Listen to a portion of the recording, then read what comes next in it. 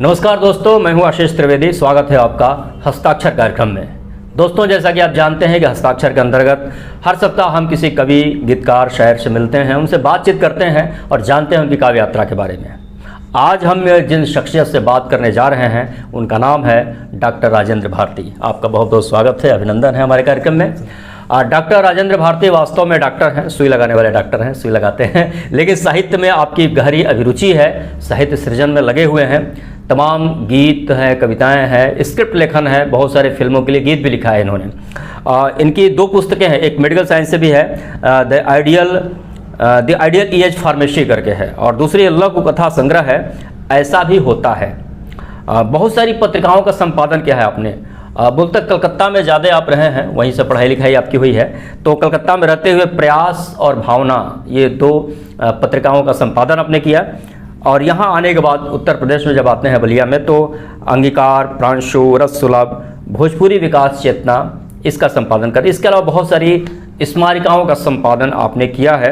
और कमाल की बात यह है कि भोजपुरी में पहली वेब पत्रिका, इंटरनेट पे जो आती है पत्रिका भोजपुरी में, तो उसका संपादन आपने किया सबसे पहले। उसके फाउंडर आप रहे हैं, anjoria.com, ये उपलब्धि रही है और सलभ सम्मान से सम्मानित है। और बाकी सम्मान तो वो बहुत ज़्यादा सम्मान पुरस्कार बहुत ज़्यादा आपके हिस्से में है।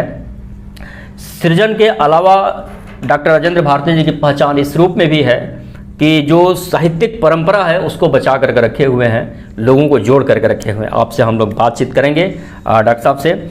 सबसे पहले डॉक्टर साहब आपसे एक जो सवाल मैं लूँगा कि बहुत दिन से आप बलिया में, कितने दिन से आप हैं बलिया में? लगभग 44वां वर्ष चल रहा है। 44 साल से आप बलिया में हैं।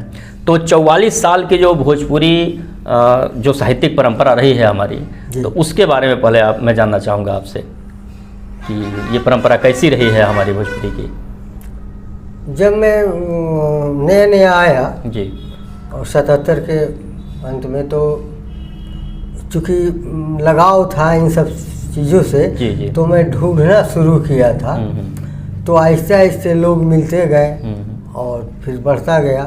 तो उस समय जो था, एक जो परंपरा की बात करते हैं, तो लोग एक दूसरे के लिए रहते थे। आज वो बात नहीं है, केवल काम अपना करते हैं, निकल जाते हैं। तो काफ़ी चेंजेस आए हैं उस अब में और तब में। उस समय के फेमस कुछ कवि साहित्यकारों का नाम जो उस दौर में जब आप आए थे उस समय के? उस समय तो बलिया की धरती के श्री नरेंद्र शास्त्री, स्वर्गीय नरेंद्र शास्त्री, वो हिंदुस्तान के सभी बड़ी पत्रिकाओं में वो छपे। और चक विलियम का डॉक्टर, उनकी बहुत प्रसिद्ध रचना है, धर्मी में आई थी। तो इस तरह बहुत सारे लोग थे, श्री राम सिंह उदय और भट्ट जी और धीरज जी और चतुरी चाचा, ऐसे अभी दिवंगत हो गए बद्री विशाल मिश्र जी, ऐसे बहुत लोग थे। तो और काफ़ी ये छपने वाले लोगों में से थे। और वैसे तो बहुत सारे रचनाकार थे जो कि लिखते थे, और लेकिन ये लोग बाहर की पत्रिकाओं में बराबर इनका आर्टिकल आता रहता था। तो उस दौर के ये लोग जो है कवि और साहित्यकार हुआ करते थे। अच्छा, जैसे उस दौर में जो साहित्यिक संगोष्ठियाँ वगैरह होती थी, तो उनकी क्या परंपरा रही उस दौर में? उस समय क्या गोष्ठी वगैरह, सेमिनार वगैरह लगातार होते थे? या किस तरह गोष्ठियाँ होती थी बढ़िया हिंदी साहित्य में, प्रचारी सभा में, और भी जगहों पर होती थी। ये रेवती भी एक स्थान था जहाँ की वहाँ के तिवारी जी थे, काफ़ी रुचि लेते थे, होती थी। बैरिया में एक मिश्रा जी थे, वो भी। और इस तरह रसा में अनुराग जी, जगह जगह इस तरह की एक विस्तार था। और एक खूबी उस समय ये मैंने देखा कि जितने साहित्यकार जुटते थे, एक दूसरे की सुनते थे, बैठे रहते थे, जमे रहते थे। एक दूसरे की रचना सुनने के बाद ही जब समाप्ति की घोषणा होती थी तो लोग जाते थे। लेकिन आज कुछ दिनों से देख रहा हूँ कि अब आते हैं, बहुत ज़रूरी काम है, किसी तरह समय निकाल कर आ गया, तरह तरह की बातें, और मुझे ज़रा पहले बुला दीजिए, क्योंकि कुछ गोष्ठियों का हमने संचालन किया है, तो काफ़ी इस तरह का दबाव आता है कि मुझको पहले। तो मुझको पहले ठीक है, लेकिन आप सुनाए तो दूसरे सुन का भी करके भी सुनिए, लेकिन नहीं वो अपना सुना करके निकल जाने की परंपरा आ गई है इस आ समय। गई है। धैर्य नहीं रहा अब इस नहीं, साहित्य के धैर्य प्रति नहीं। इस तरीके से जो है जी। बहुत सारी बातें भी करेंगे आपसे, लेकिन आपकी कुछ रचनाएं भी सुनेंगे हम लोग। तो संभव तो आपकी एक कविता कोई या गीत जो भी आप हमारे दर्शकों को आप सुनाना चाहें। सबसे पहले मैं जो माहौल आज हाँ है, हाँ जी। और बहुत सालों से माहौल चल रहा है और उसका रूप थोड़ा सा बदलता है, लेकिन काम वही होता है। जी जी। एक बार एक विदेशी ने मुझसे पूछा, एक बार एक विदेशी ने मुझसे पूछा, भारती जी आपके मुल्क में क्या होता है? भारती जी आपके मुल्क में क्या होता है? मैंने कहा भैया अपने तो कुछ नहीं होता, कभी कुछ होता है तो बस चुनाव होता है। क्या बात है। अपने तो कुछ नहीं होता, बस कभी होता है तो चुनाव होता है, और चुनाव में जो जो नहीं होना चाहिए वह सब होता है। अचानक धर्म, बिरादरी, देशभक्ति सब उमड़ आता है। वाह, बहुत खूब। अचानक धर्म, बिरादरी, देशभक्ति सब उमड़ आता है। मान्यवर ये जो पत्थर पड़ा है, मान्यवर ये जो पत्थर पड़ा है इसे उठाइए और बेझिझक जिधर इच्छा हो उधर चलाइए। क्या बात है। बेझिझक जिधर इच्छा हो उधर चलाइए, जरा भी मत घबराइए, हमारे यहाँ लोकतंत्र है। क्या बात है, बहुत खूब। जरा भी मत घबराइए, हमारे यहाँ लोकतंत्र है। यहाँ गुंडई करने के लिए हर कोई स्वतंत्र है। वाह। यहाँ गुंडई करने के लिए हर कोई स्वतंत्र है। अपने यहाँ समाजवाद है, इसलिए गरीबों के लिए कुछ न कुछ करना पड़ता है। वाह। हमारे यहाँ समाजवाद है, इसलिए गरीबों के लिए कुछ न कुछ करना पड़ता है। कुर्सी खाली रह नहीं सकती, इसलिए उसे बराबर भरना पड़ता है। वाह, बहुत बढ़िया। खाली रहने के लिए तो पेट है। क्या बात है। खाली रहने के लिए तो पेट है और खाने के लिए लात डंडे। देखिए कहीं भी भाषण दे रहे हैं बेतुके सड़ियल सरीखे, कह रहे हैं मुझे ही दो वोट, कह रहे हैं मुझे ही दो वोट। मैंने कहा हटवे कफन खसोट, मैं अभी मरा नहीं हूँ। हटवे कफन खसोट, मैं अभी मरा नहीं हूँ। जा कहीं और लाश टटोल, बेवक्त बेजुबान पर मिश्री मत घोल। मुझे पता है ये मिश्री कुर्सी मिलते ही सूरा में बदल जाएगी। मुझे पता है ये मिश्री कुर्सी मिलते ही सूरा में बदल जाएगी। हमारी घूंट भर जीने की उम्मीद हमें समूचा का समूसा निकल जाएगी। हमें पता है ये सांसद, विधायक, बकरी और कसाई के बीच महज एक दलाल है। क्या बात है, बहुत खूब। हमें पता है ये सांसद, विधायक, बकरी और कसाई के बीच महज एक दलाल है। बस यही तो मलाल है, किसी को कोई फर्क नहीं पड़ता। इससे किसी को कोई फर्क नहीं पड़ता, क्योंकि उनका चेहरा हरा, उनका पीला, उनका लाल है। क्या बात है, बहुत खूब। वाह, बहुत बढ़िया। डॉक्टर राजेंद्र भारती जी की खासियत है, जो बहुत ही विशिष्ट खासियत ये है कि बलिया में जितनी भी साहित्यिक सांस्कृतिक संगोष्ठियाँ होती हैं, जो भी कार्यक्रम होते हैं, उसमें बिल्कुल सबसे पहले सक्रिय भागीदारी होती है। क्लिनिक बंद कर देते हैं, उसका कोई परवाह नहीं होता, वहाँ ज़रूर पहुँच जाते हैं आप पश्चिम बंगाल में ज़्यादा रहे हैं और यहाँ पर भी रहे हैं, दोनों जगह रहे हैं। तो जी, तो वहाँ के जो साहित्यिक सांस्कृतिक जो गतिविधियाँ होती हैं, वहाँ की जो परंपरा है, और यहाँ उत्तर प्रदेश की जो है, दोनों में क्या अंतर देखते हैं आप? देखिए सांस्कृतिक गतिविधियाँ हर जगह है जी, लेकिन थोड़ा सा अंतर आ जाता है। वहाँ जो मैं बंगाल में देखा हूँ, क्योंकि मेरा जन्म वहाँ हुआ है, पढ़ाई लिखाई से लेकर के और इस क्षेत्र में आने का श्रेय वहीं से आता है।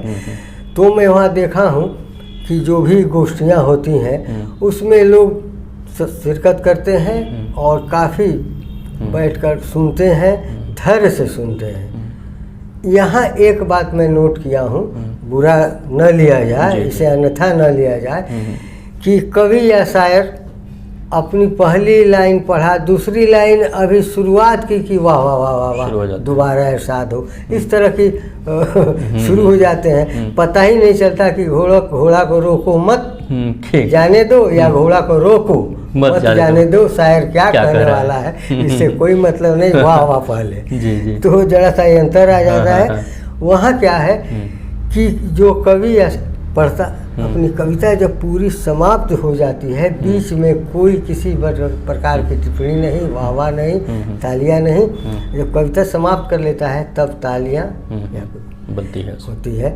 और एक और चीज़ मैं नोट किया हूँ कि वहाँ की साहित्यिक गोष्ठियों में जो नवोदित होते हैं उनको पहले स्थान दिया जाता है, पहले पंक्ति में उनको रखा जाता है।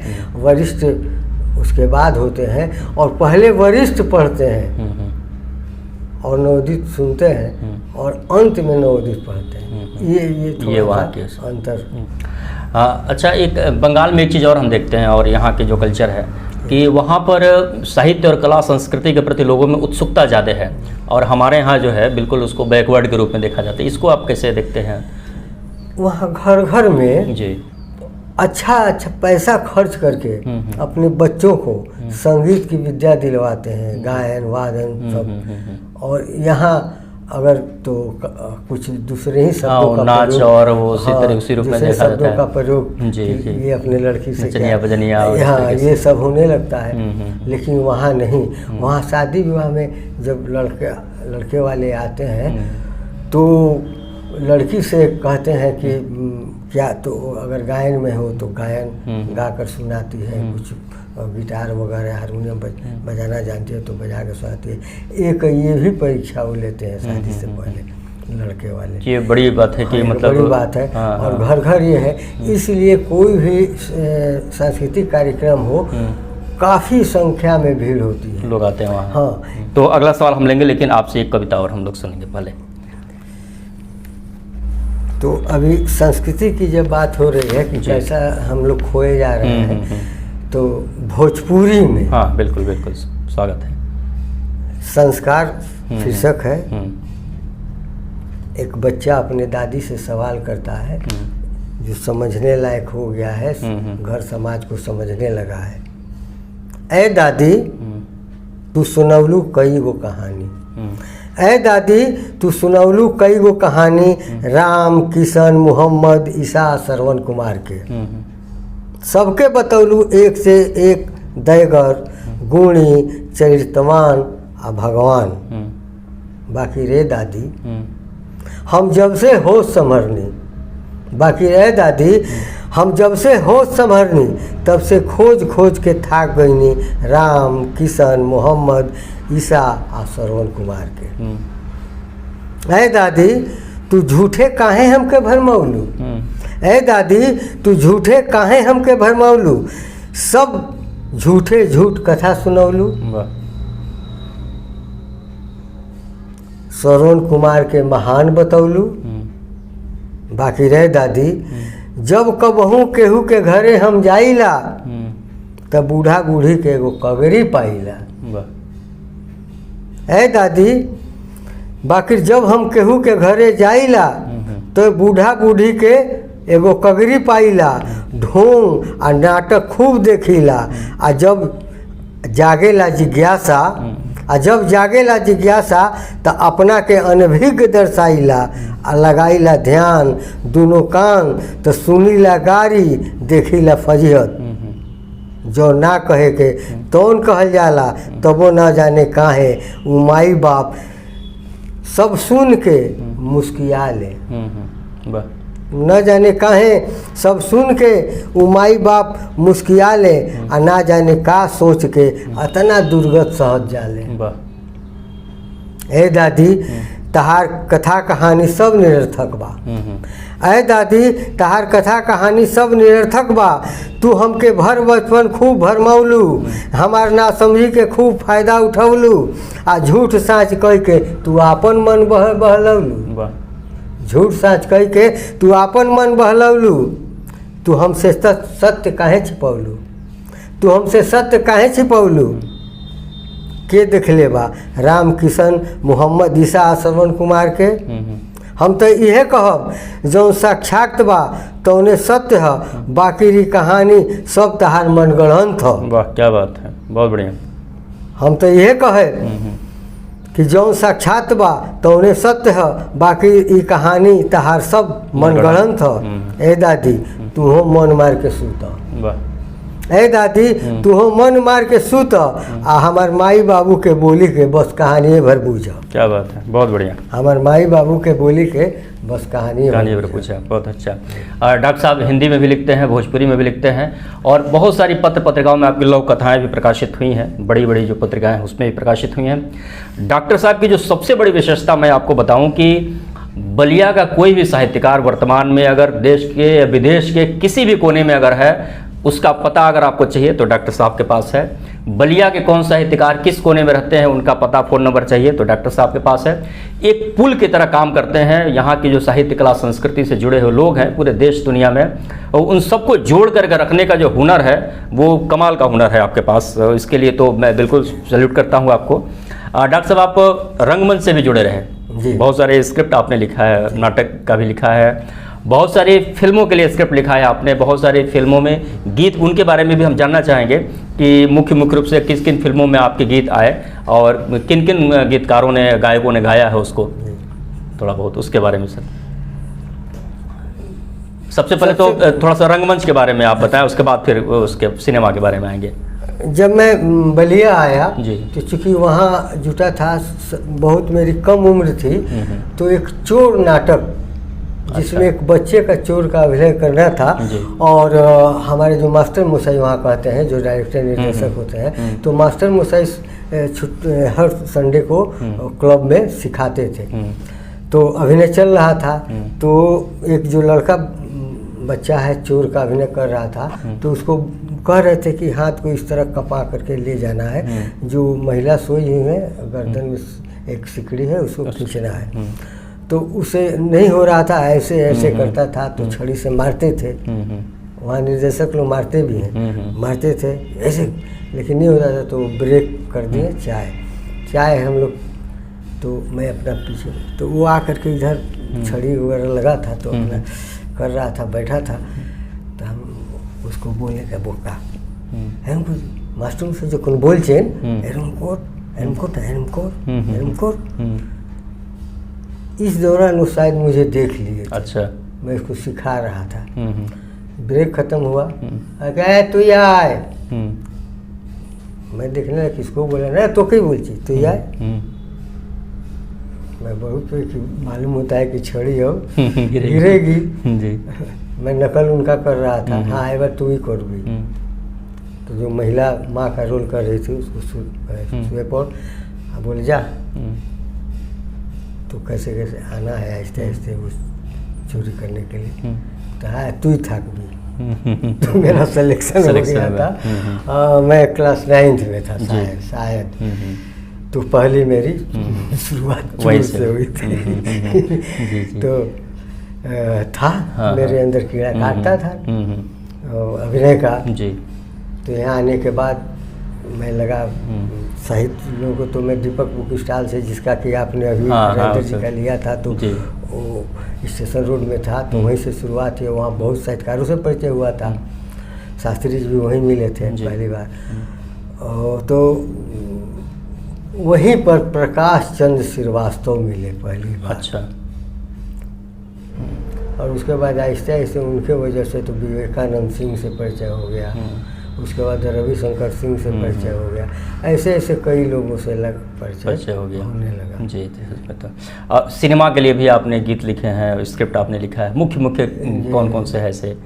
सबसे पहले मैं बहुत पहले एक बलिया कहीं थे, वो अब नहीं रहे, दयानंद ओझा, लेकिन आनंद कुमार के नाम से उन्होंने उस फिल्म में अभिनय किया था। और एक जगदीश ओझा जी थे, बलिया कहीं थे, और वो निर्माता के रूप में उसमें थे। और प्रभात सरकार एक बांग्ला फिल्मों के थे। तो एक उसमें गीत मुजरा लिखना था। अच्छा। तो वो जगदीश ओझा भी लिखे थे और कई लोग लिखे थे, तो मैं थोड़ा थोड़ा ऐसे ऐसे लिखता था। तो वो हमसे कहे कि देखो तुमसे अगर हो सकता है तो मैं लिख दिया था। तो वो अच्छा लग गया, तो पहली बार एक गीत हुआ और उसके बाद बहुत दिनों बाद उसके बाद है ये सब कई बहुत सारी फिल्मों के लिए और बहुत सारी छोटी चीज़ें आती रही। हाँ हाँ, ये डॉक्टर साहब की विशेषता है कि अपने बारे में बहुत कुछ नहीं बता पाते हैं, ये बाकी लोगों को जानना होता है तो हम लोग जानते हैं, समझते हैं इस चीज़ को। दोस्तों, आज हम लोगों ने डॉक्टर साहब से बातचीत किया और ये मैं बताना चाहूँगा आपको कि बहुत सारी चीज़ें ऐसी होती है कि हम जितना लिख करके और जितना पढ़ करके साहित्य का योगदान नहीं कर पाते हैं, उतना हम संयोजित करके कर सकते हैं। और डॉक्टर साहब एक बहुत ही सशक्त संयोजक हैं, जोड़ने का काम जो करते हैं डॉक्टर साहब, वो बिल्कुल वो काबिल तारीफ़ है। डॉक्टर साहब, आप हमारे इस हस्ताक्षर कार्यक्रम में आए, आपका धन्यवाद सर। और फिर दोस्तों, अगले सप्ताह हम किसी शायर, कवि, गीतकार से मिलेंगे। हस्ताक्षर कार्यक्रम हमारा कैसा लग रहा है आप हमें ज़रूर बताएं। बहुत बहुत धन्यवाद।